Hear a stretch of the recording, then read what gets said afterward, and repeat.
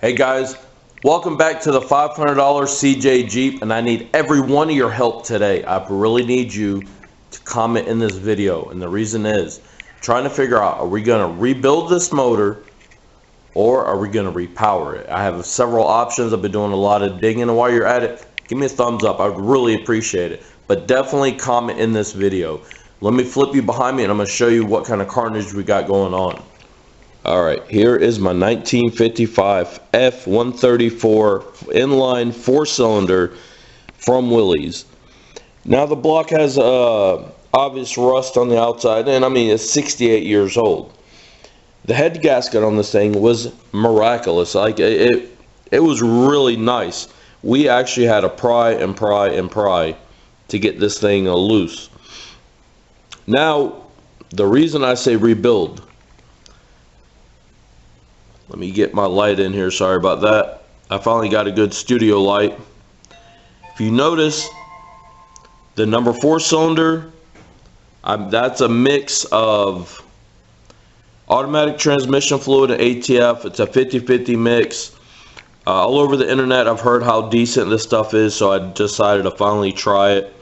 When as we disassemble the motor, and I'm going to show you the rest of it, I noticed number 4 push rod had a bend to it. I was kind of like, okay, well, push rods are still readily available. Ended up getting the head off, and hopefully, I don't know if my light's doing any justice to any of this. There we go. It's hard to notice on number 1, 2, and 3, but what I found is all 4 cylinders are at the exact same height. Matter of fact, let me throw some gloves on. Let me clean that mess out of there so you can see what I see. Alright, I went ahead and changed out lights, so hopefully you can see everything a little bit better. Now, let's notice the cylinders. They're all at the same exact height. So I don't know what happened with the previous owner or owners. This thing has been around for 70, let's say 70 years, even though it's not quite. So you can see that's the real only thing I noticed with this motor is all 4 pistons are sitting at the same exact height. Besides that, I got one exhaust valve is poking up. So that's really on that end. So we got stuck pistons and a stuck valve. Now, if we come down here, here is the complete cylinder head. This is the F series, which from the on the L series, the intake valves would have been on the block like a Ford or Chevy flathead. If you notice, these intake valves are in the top of the head. I don't know how good you can see, but there's inside the water jacket. The thermostat would be right there. That one is for the carburetor. There's a little bit of light rust on the other side of this. We have, these are the rockers. Let's see if we can get kind of in there. And we got the push rods. Now, I believe number 4. Yeah, it was number 4. Sorry. Can you make that out? We'll put it next to a straight line. Now that's holding it. You can kind of see where my hand's going up. It's right here is the bend. So I don't know what the hell the last set of owners have done this thing. Now, it's getting back on subject, sorry. Every time I see the carnage, it kind of is upsetting. So, after making multiple phone calls today, and I emailed one YouTube channel that deals with nothing but Jeeps, I'm waiting to hear from him.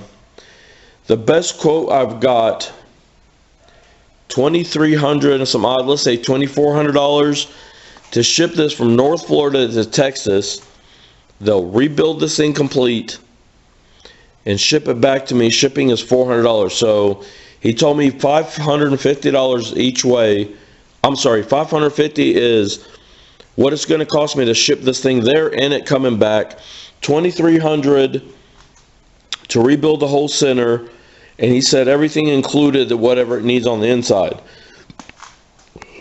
My local machine shop / engine builder, he builds nothing but hot rod motors, but he is damn good in North Florida. He is the one that used to be a drag racer, so he knows his motors. He's a good machinist. I'm gonna say it's about $4,000 to rebuild this, to get these valves, the whole head done, the machine work, to get this whole block done, and keep this thing, at least the frame part of it, original. So now let's talk about some of the other stuff. I've been quoted from one company. I'm not gonna sit here and call them out. I was quoted to ship my motor to him, and he has to have mine first. Then he'll ship me back a motor that I order or rebuild mine, and ship it back. Shipping a motor each way, plus his the work to build my. No, I'm sorry. He has one built already. Say military colors, everything is correct for the year, at a whopping $7,000. Now for that $7,000, if you're still keeping up with my video, I can buy a Kubota engine, a diesel, from $500. I'm gonna say, I heard on the internet they're about $500. I'm gonna say $2,000 to $3,000 for a good running Kubota engine out of a tractor or a reefer unit is the ones you're using. So we have that. I've seen the adapter kit for $1,500. So what do I put the money in? Do I rebuild this motor, and I kind of want to keep it a 4-cylinder inline 4, or do I diesel swap it with the Kubota? The Volkswagen TDI, I'm not going to do that one. I'd rather stay with something simple. Carbureted original 4-cylinder, or are we going to go diesel Kubota? One's, I think, 3 or 4-cylinder. This is definitely a 4-cylinder. You tell me. Let me know. I want to know in the comments, am I going to rebuild this or repower it?